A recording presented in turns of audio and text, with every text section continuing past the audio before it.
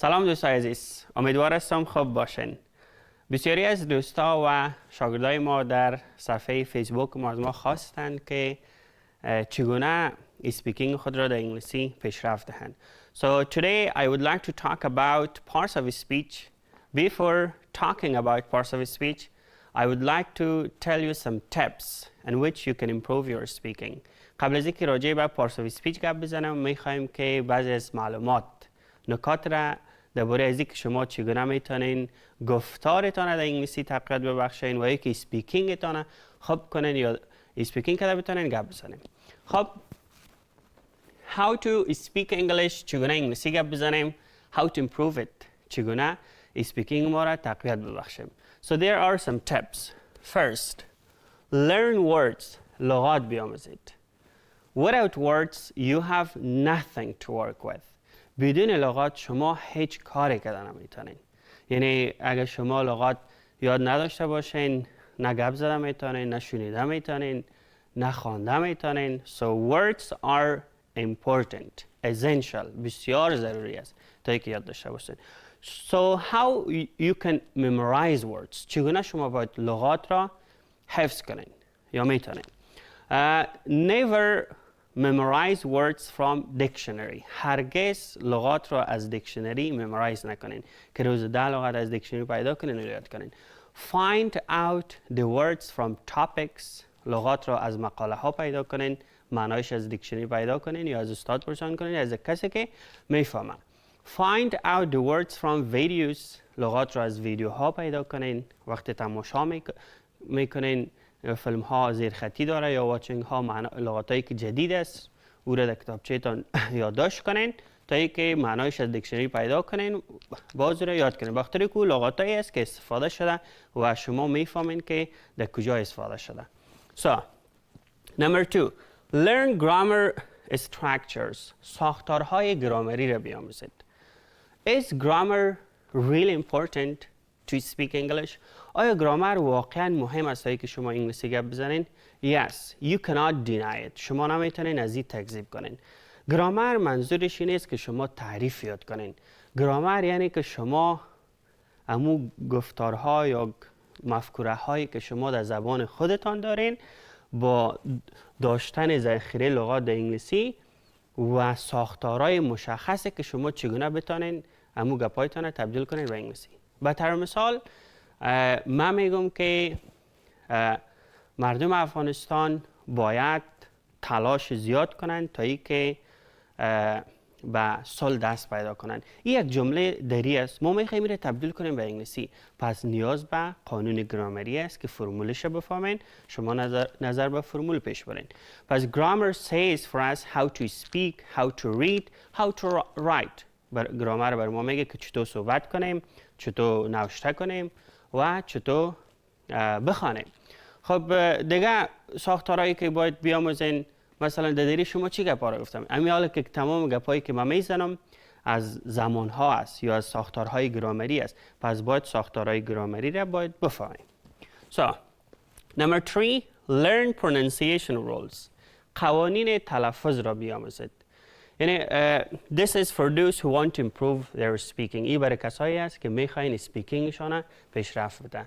خب واقعا خارجی چه قسم تلفظ میکنه؟ آیا آنها میگه که I do not speak English یا ای که میگه I don't speak English؟ پس ما باید قوانین یا رازهای تلفظ که در یک ویدیو من 6 راز تلفظ برای شما گفته بودم او را باید بفهمین که how native English speakers speak، چگونه آنها گپ میزنن، یعنی فونوتیک باید بفهمین، استریز بفهمین، انتونیشن بفهمین، کانترکشن و غیره. So number 4, speak with yourself. با خودتان گپ بزنین. If you're alone، اگر شما تنها هستین فکر نکنین که من نمیتونم انگلیسی پیشرفت بدم. شما میتونین با خودتان گپ بزنین. یعنی ایستاد شوین در مقابل آینه درباره هر موضوعی که خوش دارین گپ بزنین. مثلا من در خانه هستم، درباره خانه گپ میزنم. Our home is very big. خانه ما بسیار بزرگ است. There are 5 people in our family. در فامیل ما 5 نفر است. I love all of them. من تمامشان را دوست دارم. My brother has a beautiful car. برادرم یک موتر مقبول داره. یعنی هر چیزی که در ذهنتان میایه به این شکل گپ زده برین. یعنی تو فکر نکنین که به هر لیولی که هستین، یعنی کسایی که لیولشان ابتدایی است از ابتدایی شروع کنه. مثلا درباره داشتن فرمولش میفهمین. I have a marker. I have an ID card. I have beautiful earth. You have beautiful house. Afghanistan has high mountains. یعنی به می شکل درباره هر موضوعی که در فکرتان میایه گپ زده برین تا اینکه اسپیکینگتان قوی شوه.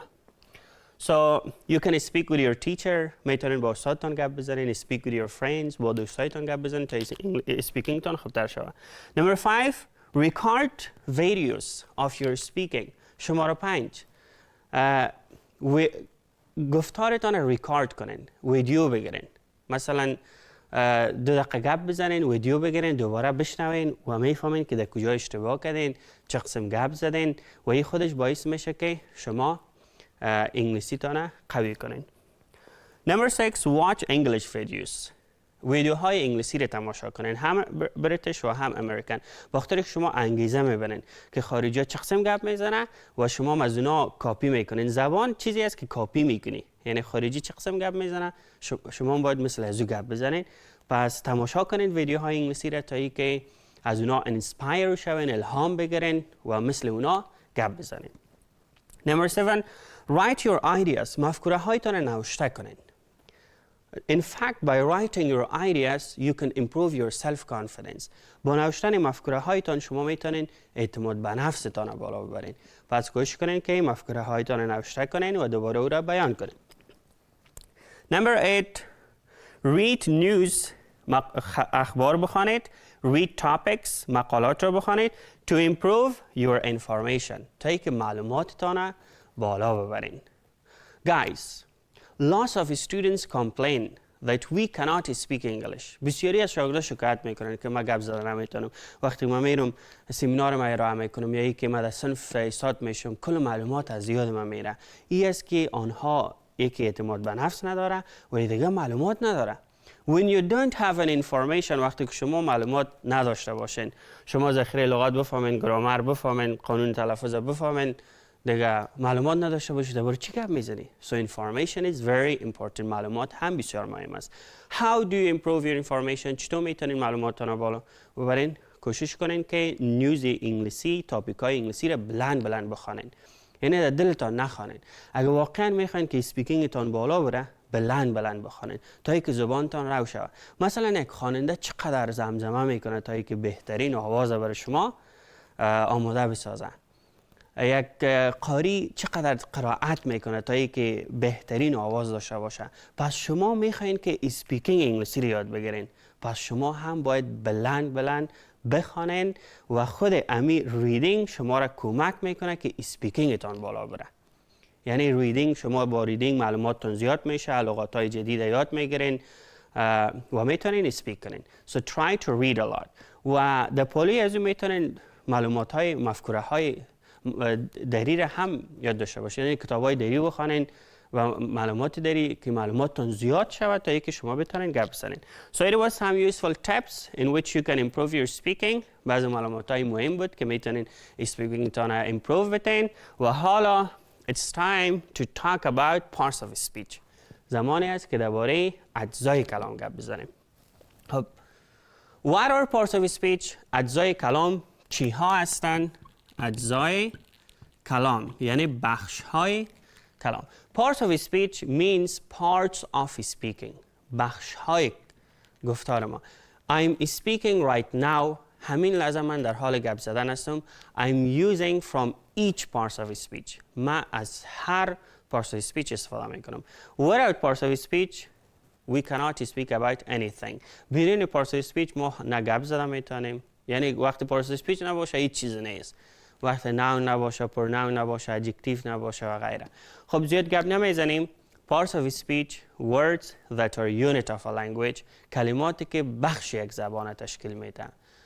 They are put together to make sense in a sentence. آنها یک جا می شوند. Noun, pronoun, adjective, preposition, conjunction, article. اینا کلشون یک جا میشن تا در جمله یک مفهوم ارائه کنه.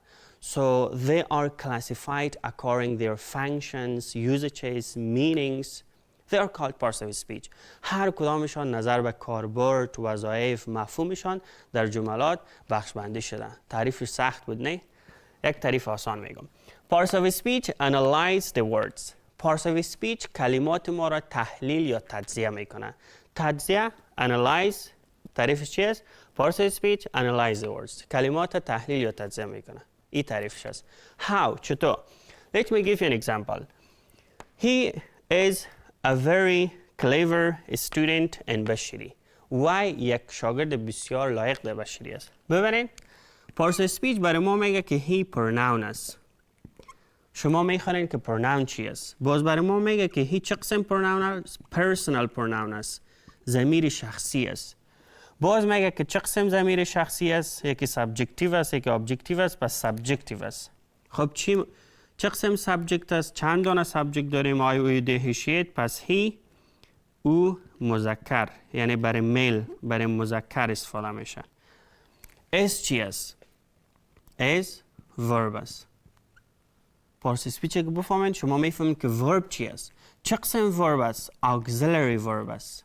یعنی از اول ورب است، دوم ریشه است، دوم auxiliary ورب است. چه قسم auxiliary ورب است؟ principal auxiliary verb است. مثلا auxiliary verb خودش به چند بخش تقسیم شده. principal auxiliary verb خودش به چند بخش تقسیم شده.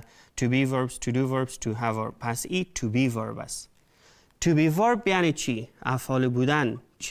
چی را نشان میده؟ state حالت، being بودن را نشان میده. خب چند دانه to be verb داریم؟ 8 دانه داریم. کدام؟ is, am, are, was, were, be, being و been. خب اس چی معنا میده؟ از است معنا میده. به چی استفاده میشه؟ به he, she, it. فرمولش چی است؟ is plus complement. مثلا میگی he is happy. او خوش است. دیگه در کدام زمان استفاده میشه؟ در زمان حال جاری. مثلا میگی he is speaking English. وای در حال گپ زدن انگلیسی است. آیا از معنایش حدث میدهد؟ بله، حدث میده. چه وقت زمانی که با be going to در زمان آینده استفاده شود. He is going to go to school. وای مکتب خواهد رفت. ببینید دوستای عزیز، پارس آف اسپیچ برای ما دانه دانه میگه که لغت چی است و در کجا استفاده میشه. 9 دانه پارس آف اسپیچ در لسان انگلیسی وجود داره. So parts of speech not only say what the word is, but also expresses for us where we can use a word. Parts of speech برای ما نه تنهایی را میگه یک کلمه چی است، حتی را میگه یک کلمه را ما در کجا استفاده میکنیم. So if you want to learn English language completely, then you need to understand parts of speech fully. بنابراین اگر میخواین که از گرامر انگلیسی و خود انگلیسی را شما تکمیل بفهمین، باید اجزای کلام را بفهمین دانه دانه. خب دیگرایشان به می شکل تجزیه میشه دانه دانه.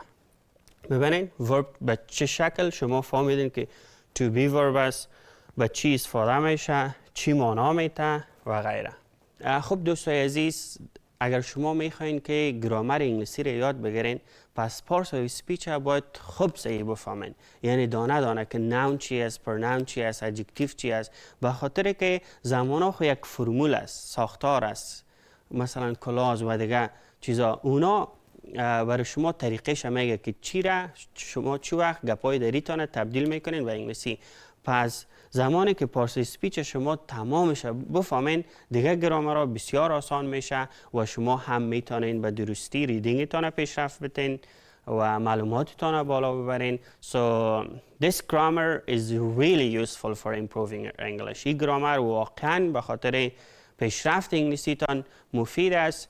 در درس‌های آینده ما راجع به دیگر انواع پارس اسپیچ، یعنی امروز خو یک معرفیش بود، درباره انواعش بیشتر بسیار فشرده کوتاه گپ خواهیم زد. تشکر.